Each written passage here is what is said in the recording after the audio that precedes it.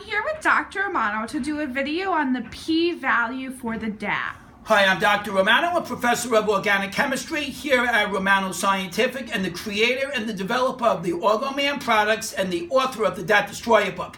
I'm here today with Professor Blois, who brings over 40 years of experience to mathematics. He's a professor, and I would like him to go over with you something that students find very difficult, known as the p-value. So the professor is going to discuss the p-value in nice, easy to understand language, and then when you get to the Math Destroyer and then ultimately to the DAT exam, you'll be able to hit these problems with ease. So Professor, I'll leave it to you to explain to us. Okay, hi, Professor Blois here, and today we're going to talk about the p-value. Now, if you look up the p-value on Wikipedia or another source, you'll see that the definition of the p-value is the probability that an observed value is at least as extreme as the computed value, assuming the null hypothesis is true. Now, what the heck does that mean? We know that all this has to do with hypothesis testing. Okay, so let's give an example. Let's say you have Belmore College makes a statement that the average weight of their students is no more than 160 pounds. All right.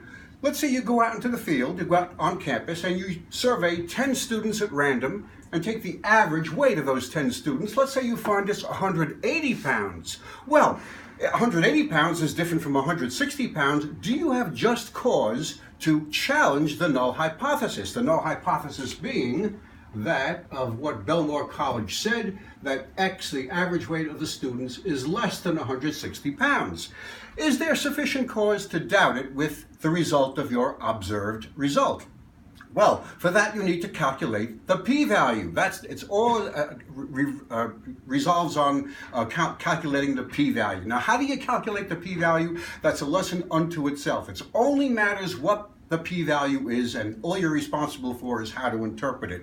Now, in hypothesis testing, there are two levels of significance: a 5% level of significance and a 1% level of significance.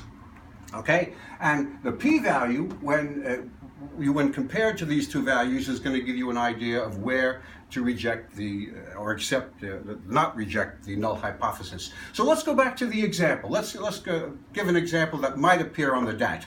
So you have Belmore College stating that the average weight of their student body is no more than 160 pounds.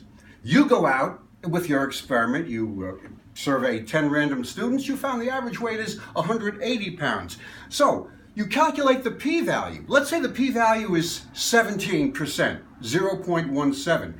That means that there is a 17% chance that that your value is consistent with the claimed value, right? There's a 17% consistency between your result and the college's claim. Now, that doesn't seem like very much. It gives you cause to sort of kind of doubt the null hypothesis.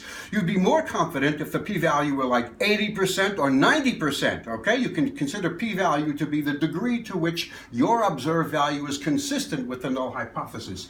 But if your p-value starts to go to smaller numbers, as small as 5%, 0.05, then you have grounds to doubt the null hypothesis at the 5% level of significance. Furthermore, if your p-value is even smaller, 0.01%, that means there's only a 1% chance that your observed value is consistent with the null hypothesis. You would be compelled to reject the null hypothesis at the 1% significance level. So let's say you do your experiment, and let's say your value of p is 0.04, 4%, right? 4%. How do you make a judgment on the null hypothesis with regard to 4%? Well, 4% is smaller than 5%, okay? That means it gives you less confidence than if the p-value were 5%. You would be justified in rejecting the null hypothesis at the 5% level of significance. However, since 4% is not as small as 1%, you would not be justified in rejecting the null hypothesis at the 1% level of significance. So in sum, you can consider the p-value to be the degree to which you are going to the degree of confirmation of the null hypothesis. If it's as small as 5%, you reject it at that level. If it's as small as 1%, you reject it at that level. If it's somewhere in between, you reject it at one level, the higher level, but not the more stringent level of 1%. And that's basically all you need to know about the p-value. Okay, Professor, will you be showing us in another clip on a worked out problem on p-values? Sure.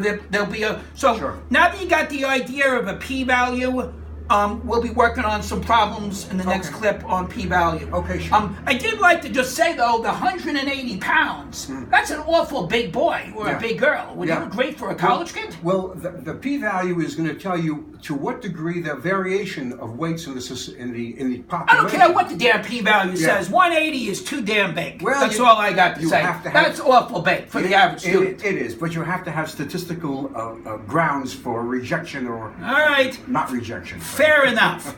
Okay, guys, I hope you enjoyed this. We will be doing some problems illustrating p-value now that you have the idea. Okay, good day to you. Bye-bye.